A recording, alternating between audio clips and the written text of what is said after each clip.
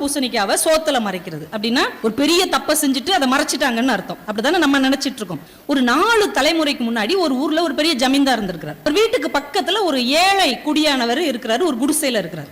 அந்த குடிசைக்கு மேல பூசணி கொடி படர விட்டுருக்கிறார். அதுல பெரிய பூசணிக்காய் வந்திருக்கு. இந்த பணக்காரருக்கு பூசணிக்காய்னா ரொம்ப பிடிக்கும். உடனே இவர் என்ன பண்ணிருக்கணும், காசு கொடுத்து அதை வாங்கியிருக்கணும். இல்லைன்னா அவர்கிட்ட இப்ப அதை கொடுப்பான்னு கேட்டாவது வாங்கியிருக்கணும். யாரும் பார்க்கலன்னு நினைச்சிட்டு பூசணிக்காவை திருடிட்டு போயிட்டார்.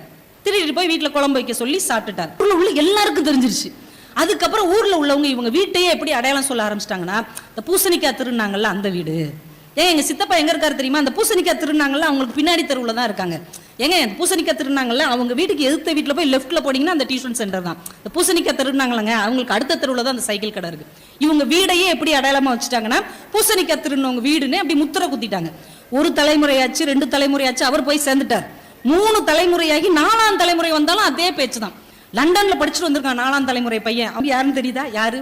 பூசணிக்காய் திருநர்ல அவருடைய 4வது கொள்ளு பேரன் லண்டன்ல படிச்சிருக்கான். அவனுக்கு வாழ்க்கையே வெறுத்துருச்சு.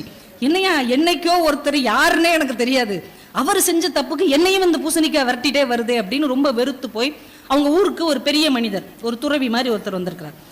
அவர்கிட்ட போய் இவன் கேட்டிருக்கான், இதுல இருந்து எப்படி தப்பிக்கிறது அப்படின்னு. உடனே அந்த பெரியவர் சொல்லியிருக்கிறாரு, டெய்லி ஒரு 10 பேருக்கு சாப்பாடு போட முடியுமா இலவசமா? 50 பேருக்கு சாப்பாடு போடுறேன், தாராளமா போடுறோம், வசதி இருக்கு. சரி, இன்னையில இருந்து ஒரு 50-60 பேருக்கு மத்தியான சாப்பாடு இலவசமா போடு அப்படின்ட்டார்.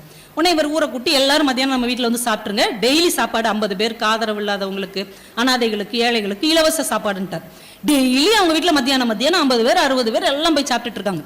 10 நாள் தான் ஆயிருக்கு, 10 நாள் தான். அதுக்கப்புறம் அவங்க வீடு என்ன சொல்லியிருக்காங்க, டெய்லி சோறு போடுவாங்களங்க, அவங்க வீட்டுக்கு பின்னாடி தான் எங்க பெரியப்பா இருக்காரு. எங்க டெய்லி வந்தவங்களுக்குலாம் சாப்பாடு போடுவாங்க, நாங்களும் அங்கதான் சாப்பிடுவோம், மத்தியான சாப்பாடு பக்கத்துல தானே இருக்கிறோம், அதுக்கு எதுக்கு தான் அந்த பெட்டி கடை இருக்கு, டெய்லி சோறு போடுவாங்கல்ல அவங்க வீட்டுக்கு பக்கத்துல தான் நாங்க இருக்கோம். 10 நாள்ல பூசணிக்காய் திருடின வீடு எப்படி ஆயிடுச்சு, டெய்லி சோறு போடுறவங்க வீடா ஆயிடுச்சு. இதுதான் முழு பூசணிக்காவை சோற்றில் மறைத்த கதை. இப்ப எப்பயுமே தீமைகளை தீமைகளால் அழிக்கவே முடியாது, தீமைகளை நன்மை செய்வதன் மூலமாகத்தான் மாற்ற முடியும் என்பதற்காகத்தான் முழு பூசணிக்காவை சோற்றில் மறைச்ச கதை அப்படின்னாங்க.